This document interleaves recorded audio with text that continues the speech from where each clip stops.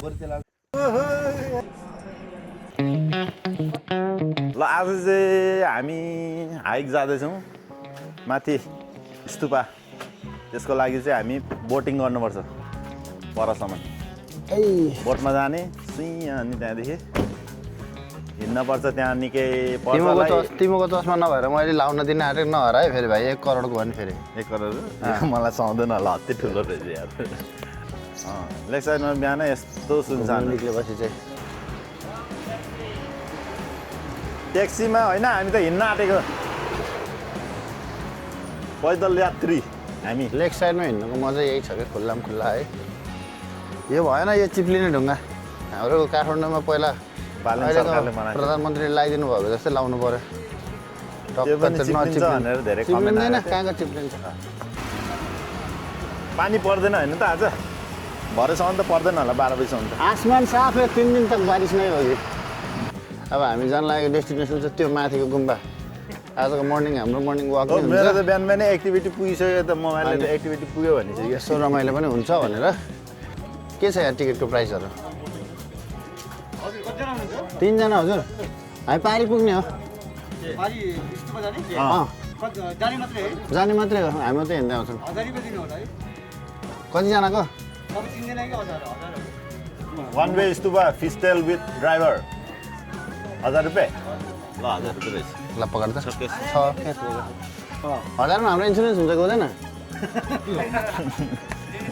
छैन इन्सुरेन्स?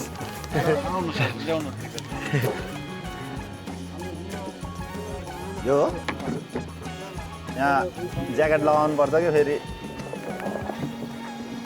पुलिसले देख्यो भने गाली गर्छ होइन दाइ? होइन, लगाउनु सेफ्टी हो नि त त्यो भनेको। लगाउनु पर्छ। केयरलेस गर्नुहुन्न यस्तो चिज। हुन त म खतरा स्विमरै हो दाइ, त्यही पनि लगाइराखौँ न है। पानी फोहोर भएको दाइ? के भएर फोहोर भयो? तल खोलेको छैन नि? आज चाहिँ बिहान बिहान तपाईँहरूलाई बोटिङ फेवा तालमा बोटिङ गर्न आइपुग्यो। पोखरामा आएर यतिको बोट डुङ्गा चाहिँ चढेन भने चाहिँ फेरि त्यो चाहिँ खासै पोखरा आएको जस्तो हुँदैन क्या। यसमा पनि छुट्टै भाइब छ, छुट्टै मजा छ।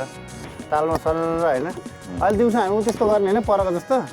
सर्फिङ भन्छ त्यसलाई। सर्फिङ बोट हो क्या त्यो। अन्डरलाइट अरे उयो पनि छ यहाँ अहिले के हट एयर बेलुन गर्ने र नगर्ने। यो त म धेरै यसको त मैले धेरै कहानी चाहिँ खतरा छ है यसको, फेरि धेरै होइन दाइ? होइन, मैले त्यो उयसमा भिडियोतिर पनि देखेको साह्रो डर लाग्छ मलाई।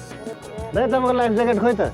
अहिले फेरि म तपाईँलाई बताउँदिनँ नि। त्यसको मन्दिरको पछाडि जान्छ हो, त्यसपछि हिँड्दै माथि सेतोमा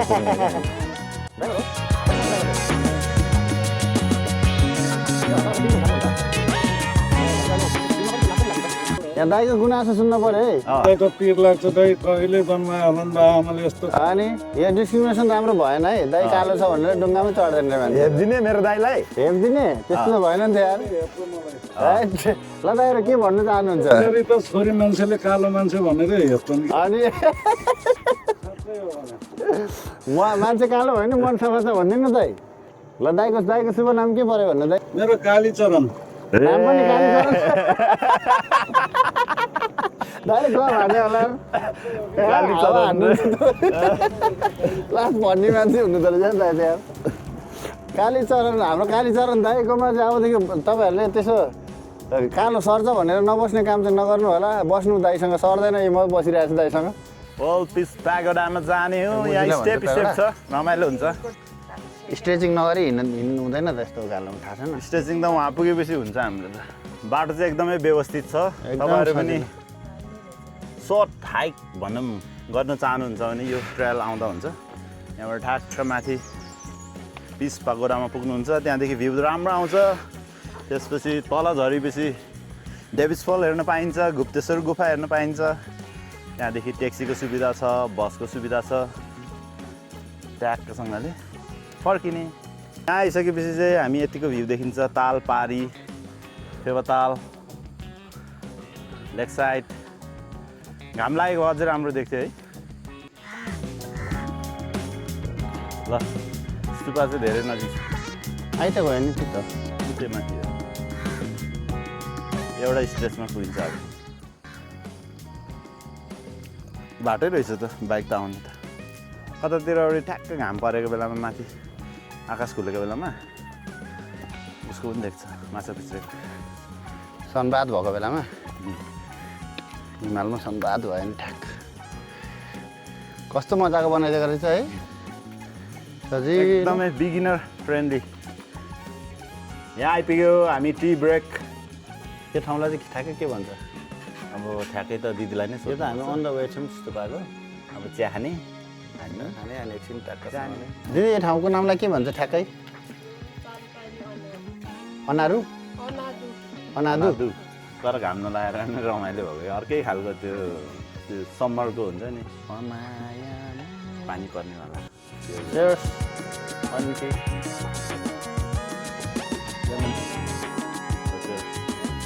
लेमन पनि हालेको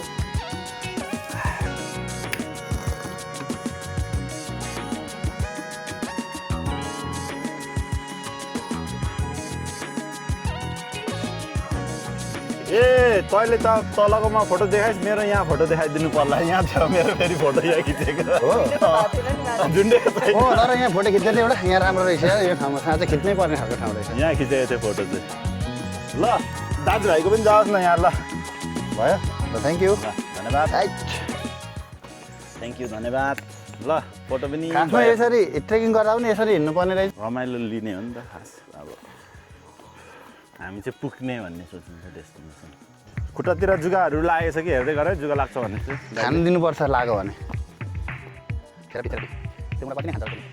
घाउमा खायो भने फेरि लाग्छ घाउ निको चाहिँ पारिन्छ यो कहाँ पार्ने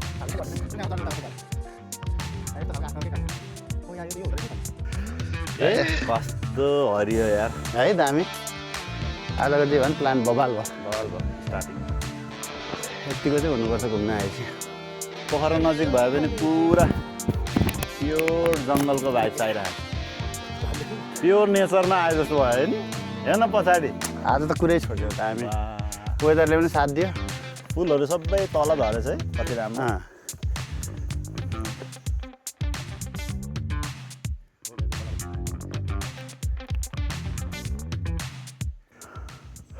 साइलेन्स यसलाई भन्छ कि है आज ठिक भयो मान्छे नि कोही आएन यहाँ आउँदैन हिँड्छ होला नि हिँड्नु त आज त्यस्तै अब त्यो ट्रेल गर्नेहरू तल हिँडिहाल्छ त्यही लोकलहरू मनमोहित गरे क्या मनमोहित बनायो मलाई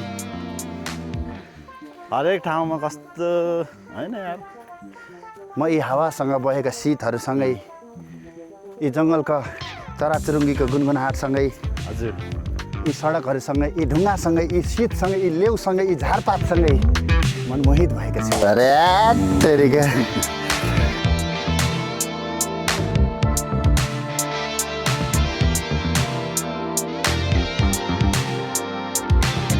पानी त नछिर्ने पानी त परिरहेको छ त्यही पनि छिरेको छैन अलिअलि पानी चाहिँ तातोहरू त्यो जङ्गलमै आएको छु धेरै छिटो भयो फेरि तल गएर फेरि ब्याक आएँ एकचोटि यो स्तुपाको फर्स्ट स्टेप यहाँ हो जस्तो लाग्यो मलाई ठ्याक्क किराको साउन्ड सुन्नु गरेबीको चमेली बोलिदिने पैसा ल एकछिन शान्त भएर सुनौँ न त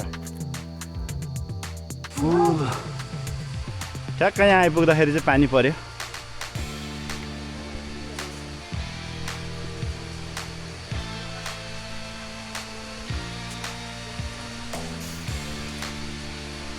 स्तुपा पुगिसक्यो हामी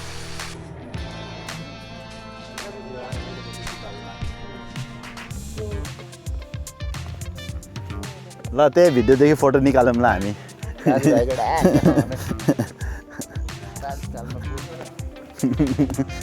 आफू चाहिँ नलागेर अरे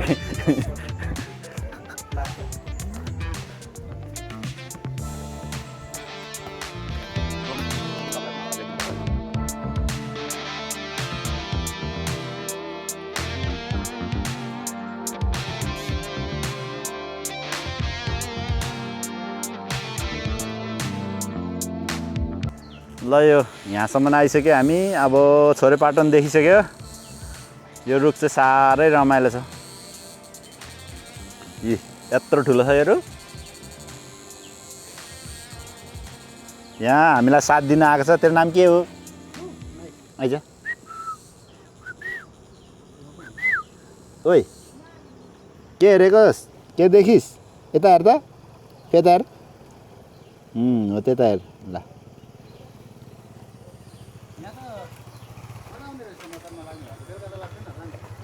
पानी परेर लागेको पहिला म त्यहाँदेखि रनिङ यहाँसम्म आउँथेँ कि घरदेखि दामी हुन्छ त्यति बेला ल जाउँ यो पानी परेर हो अलिअलि लागेको ल हामी आइपुग्यौँ सोरेपाटनमा र सोरेपाटनको भ्यू चाहिँ दामी देखेछ यहाँदेखि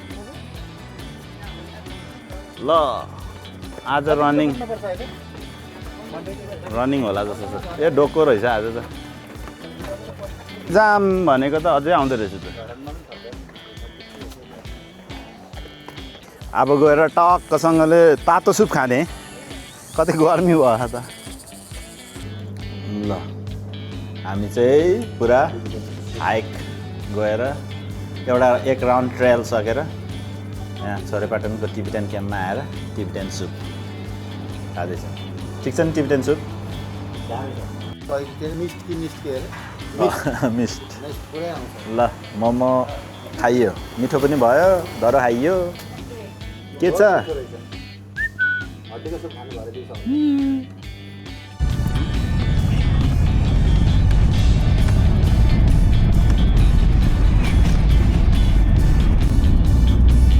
अहिले सुजन सर आउन्जेल आएन भने यहाँ एउटा ऊ छ के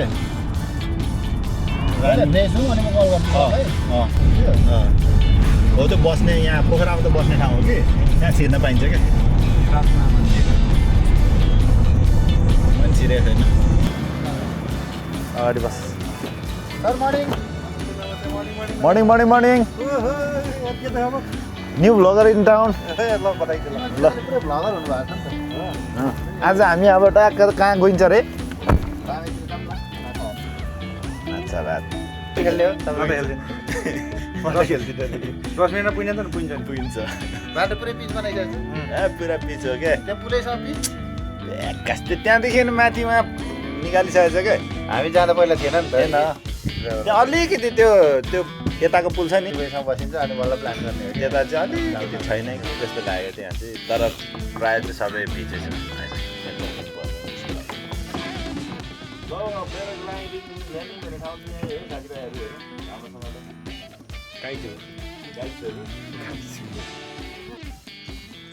होइन लास्टमा विज्ञापन भइसकिदिन्छ तर मजा आउँछ कि मिलाएर विज्ञापन गर्ने पछाडि हेर्नु खान्छ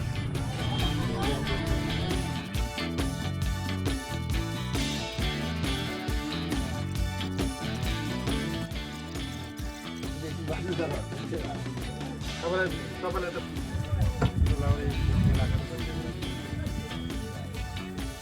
राम्रो खाएर पैसा पुग्दा हामीलाई पेमेन्ट गर्नु